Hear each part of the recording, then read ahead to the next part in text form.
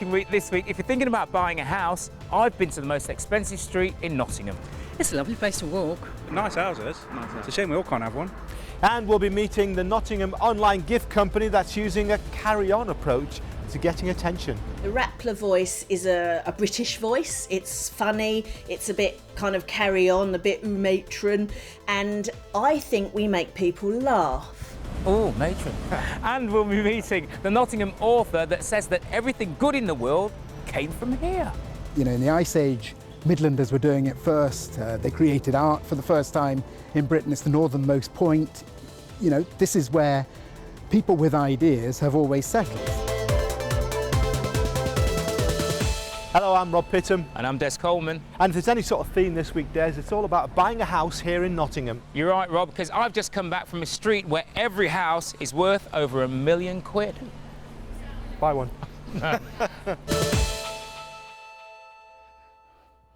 Well, here I am, and with every blade of grass cut to a regulation 1.5 inches, Beeston Fields Drive in Nottingham is, according to Zoopla, the most expensive road. Would you like to live here? And if so, why? Let's go and find out.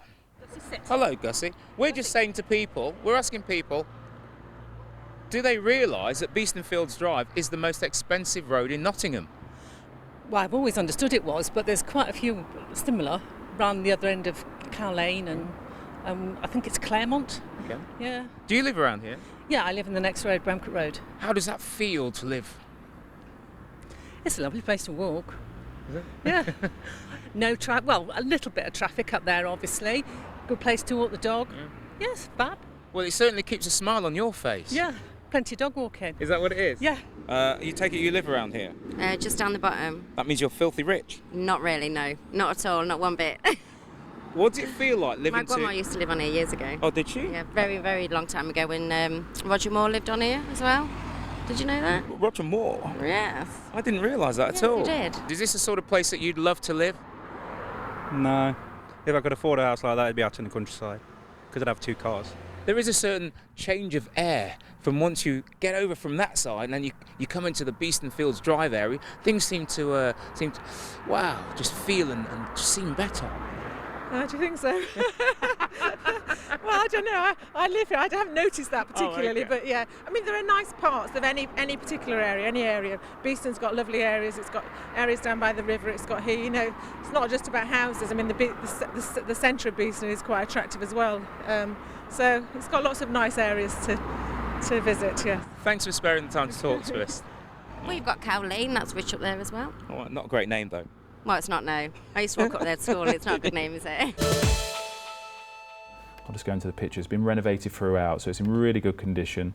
Working in the office is a home from home for Stephen Holden and Matt Copley. You've got 2 good reception rooms, galley kitchen. Based in Arnold, the business owners have a combined 40 years' experience, having previously worked for established estate agents. There's been a lot of planning and a lot of investment. It's kind of life savings that we've both put into the business. Had a little bit of help from family members, but it's always been our dream. Holden and Copley face a lot of competition. There are over 100 estate agents operating in the NG5 postcode alone. But within just 10 weeks of trading, they've been named #1 for new listings by property website Rightmove. Well, give me a better sort of idea of what you're looking for. What's your sort of ideal property? And with a healthy housing market in Nottingham, they show no signs of slowing down. It is early days. We've only been open for 10 weeks, and if it carries on the way that we're doing, we've already recruited one person. She's due to start on Wednesday. I smile every time I walk into work. If you've got a dream, go for it. Life's far too short. You've just got to take the plunge and go for it. Ben, are we having any joy with sorting out that minor problem we had with emails on the site? Is it? Yes, I think we fixed it by changing the port number. Oh, okay. So working that again. Oh, that's great. Nottingham's picking up a reputation for making the most of the new digital world. Brilliant. Look, interwebs. Yeah. The internet means that even small companies can have a national or even a worldwide presence immediately. Wrappler in New Basford is one of them. So how does it work? We're a gift registry and gift inspiration site that's completely online. So people can make lists of the gifts that they want. They can share it with their friends and family around the world 24/7 and The people receiving the list, seeing the list, will know they're buying you the right thing, and you'll know that you're not going to get 15 green toasters or whatever. People can do that privately, so it's just for the people they know and love who they want to see their gift lists. And we also do gift inspiration. Anyone can make what we call a public list. They can be shared. People can copy the whole list or items off the list into their own list. And small businesses, small makers use us as a route to market to meet new potential customers. There are 4 people working here, a combination of creative writers producing content and technical staff who are developing computer codes and apps to push the business forward. Of course, there's no shortage of people selling you things on the web or even of gift websites, but Wrappler reckons it's spotted a niche in the market. We've spoken to many people both in the tech industry and in the gift industry and the wedding industry, which is a very important part of our market, and no one is doing anything at all like this. So because we're retailer independent, you can list items from absolutely anywhere. They don't even have to be online. You could put, please send a donkey to Africa if you wanted to in your list. And we're completely free. So it doesn't cost anything, and yet you've got this really powerful tool for any gift event or for promoting your business. Caroline, I've been thinking about a small business Saturday. Oh yeah. Got any ideas? Well, It's early days yet, the business only began in April, but the plan is to make money through sales and, as traffic to the site grows, advertising too. Like any small businesses, cash flow can be a problem, but digital companies like this also face a few extra hurdles. You can come across malicious people who want to hack your site and do bad things to you. I picked up a virus overnight and it stopped me working all morning, which is not helpful when you're a very small business like we are and we work effectively 24/7. And so that's a real challenge, and I think anyone with an online presence will find. The other thing always, as you'd expect with a small business, is money, because increasingly, even with social media, which is supposed to be part of the democracy of the internet or the internet of things, we find that the cost of Facebook advertising, Twitter advertising, is becoming prohibitive for small businesses. And I know, I'm absolutely convinced that we're going to be huge. We're going to be Google, we're going to be Facebook for gift registry, but getting there with limited investment, and we're mainly investing our time. We put a lot of that into it as a team. That's one of the biggest challenges, is that we can't compete with big boys, and heaven forbid if one of them decided to do this or to see our idea, because obviously it's out there in the world, we would be in serious trouble. And we're working as hard as we can to become ubiquitous so that people think gift registry, they think Wrappler. It's a real challenge. Now, we've always suspected it on this programme, but this new book proves that it's true. Nottinghamshire is literally the most important place on earth. It's a book bang in the middle by a Mansfield-born and bred author, Robert Shaw. Now, Robert's with me now. Robert, I was educated in Mansfield, so we've both overcome great odds to get to this stage. But, you know, your book is about the Midlands, but really it's about Nottinghamshire, isn't it? That's right, and this is the book that, you know, they didn't want us. They didn't want this released. It is dangerous material that you know, actually tells the truth about the history of this land, which is that everything began around here. Why? What makes you say that? Give me an example. Well, what didn't begin here in a way? You know, the Industrial Revolution began here. You can go to Cresswell Crags, for instance, which is on the Nottinghamshire-Derbyshire border. You know, we find that, you know, in the Ice Age, Midlanders were doing it first. They created art for the first time in Britain. It's the northernmost point. You know, this is where people with ideas have always settled. So then after that, there's Mercia. In the Middle Ages, we're also the leading part of the country. We more or less invent the idea of a unified England before King Alfred, who has the Anglo-Saxon Chronicle commissioned to tell his story. And then they suppress the story about Mercia, but because of the Staffordshire Horde, that story is coming up again. And then we invent the Industrial Revolution, which, you know, comes out of Derby, Nottingham, a bit out of the West Midlands as well. But actually in those days, we didn't think so much about north-south, and people did travel from one side of the country to the other. So, you know, the great spirit of that really is Erasmus Darwin, who was born in Newark, went over to Lichfield, ended his days in Derby. I mean, he was just a Midlander. Refused a job in London actually with the king because he said, you know, that he had better society in the Midlands. What about our economy though? What's our traditional strengths there? Well, we have enormous strengths in that sense. I mean, if we were to go for independence, is that the sort of thing you're thinking of? Yeah, why not? Let's give it a go.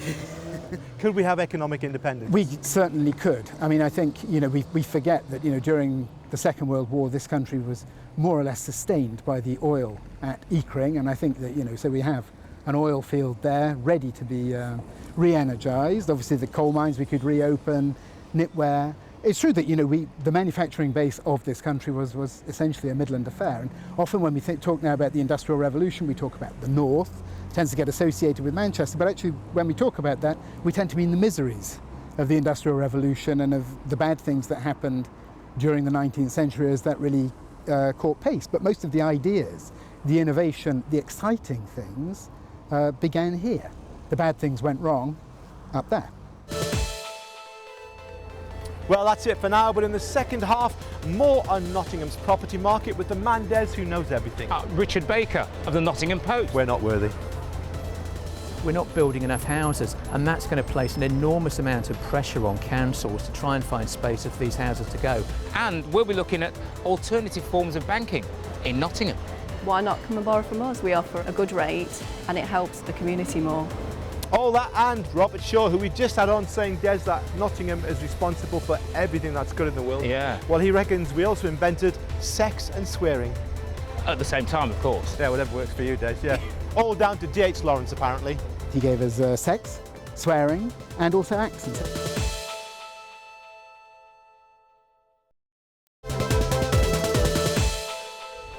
Welcome back to Working Week. In this half, we'll be getting the inside gen on the property market here in Nottingham. The usual hotspots, places like West Bridgeford, Mapley, people have been flocking to the estate agents there. Very, very strong first-time buyer market locally. Anything that comes on up to 125, that's a stamp duty. There's multiple viewings in a very short amount of time. And if you're fed up with your bank, we'll be taking a look at alternatives. The difference really is you're getting personal service. You're not just a number. And the author who reckons we're responsible for everything that's good in the world tells us how we also invented America. The key people on the Mayflower who sailed out on that day, and where there's the Plymouth monument now as well, this is essentially a celebration of the achievement of North Knots. Well, our focus all this week has been the property market. Let's take a broader view of how the property market in Nottingham and Nottinghamshire is looking with Richard Baker, who's the business editor of the Nottingham Post. So Richard, just give me an overview. Property market in Nottingham, how do you see it? Well, property is something that interests everybody, and the concern at the moment obviously is it going to go the right way this time around? Because property is the thing that sank the economy in 2007, 2008. It hit the banks, it affected all of us, and people were sitting there wondering whether their homes were their castles anymore. This time round, things seem to be improving. We've seen mortgage lending going up, we've seen house prices rising, so maybe things look a bit brighter now. But obviously a lot of people are saying that house prices are rising too quickly. What do you think? I think it's a game of two halves. If you live in London, then they've been absolutely going through the atmosphere, but those are due to the particular circumstances of London. You've had a load of foreign money coming into London, and it's been sending prices through the roof. Not necessarily the case here in Nottinghamshire. There's been a more gentle rise, which is probably more sustainable. But that said, the usual hotspots, places like West Bridgeford, Mapley, people have been flocking to the estate agents there. So house prices rising, demand growing, is it all rosy then? Not necessarily, because there are still some concerns about the affordability of property for first-time buyers. We're seeing that the age profile of first-time buyers has been rising. That tells you it's taken them a long, long time to save up for deposits because property is more expensive, and we've seen some of them borrowing money from the bank of mum and dad, the best bank you can get, of course. Now, the other issue, of course, is we're not building enough houses, and that's going to place an enormous amount of pressure on councils to try and find space for these houses to go. So if you're sitting at home watching Notts TV and there's a green field outside, don't be too surprised if a board appears which says planning permission for housing happening here. With relentless talk of booms and bubbles, is the housing market good to be in? There's a lot of confidence in the market. Factually, the market is shrinking, and there seems to be an abundance of buyers for every property. A new, fresh instruction generally has a lot of interest in a very short amount of time. The key to this market, as it's always been really, is just sensible pricing. And even on a downward market, again, sensible, accurate pricing is the key to any market. And what's popular at the moment? What's selling? I would say sort of like terraced houses in Arnold, 2 up, 2 down terraced houses. Whenever they come on the market, we always have an abundance of buyers. Like I say, we've only been open for 10 weeks. We've probably sold about half a dozen terraced houses in that short amount of time. So yeah, very, very strong first-time buyer market locally. Anything that comes on up to 125, that's a stamp duty. There's multiple viewings in a very short amount of time. And we've got many, many success stories where we've sold properties within a couple of days, within a week, with multiple offers. And yeah, that's the core of the business. Anything less than 125 or just over that sort of figure, that's the biggest growth area, I feel. With so many banks on the high street, how do you choose between them? Let's find out. I think the bank fees are a bit steep, but that's about it really. I mean, everyone needs them, so it's fine. It's just the bank fees wind me up a little bit, but then you shouldn't go into your overdraft, I guess. So. And have you ever considered changing your bank? No, too much effort. What would make you change your bank? Obviously a better percentage rate. I don't really look at rates or anything, just I've always been with NatWest, so I've never thought of changing. I'm a student, so they can give me a higher overdraft limit. What would make you change your bank? If they give me more money. Nottingham Credit Union is in its 25th year and going strong. We started in 1989, that's when the process started. And it was Milton Crosdale came to talk to local church leaders about the work that credit unions were doing around the world. This year is actually 50 years of credit unions in the UK, and he was looking at other credit unions that had been set up in London, the work they did to help local people. So they spent 2 years planning everything and officially launched in 1992. When I got involved in 2001, we had 300 members. Now we have nearly 7,000 adult members. So over time it really has taken off. Tell me a little bit about what Nottingham Credit Union provides. We originally set up to provide a safe place for people to save money, no matter how little it is, and to provide an alternative source of finance at reasonable rates. Over time we've grown. We now offer current accounts, we offer budget accounts, and ways to help people pay their rent.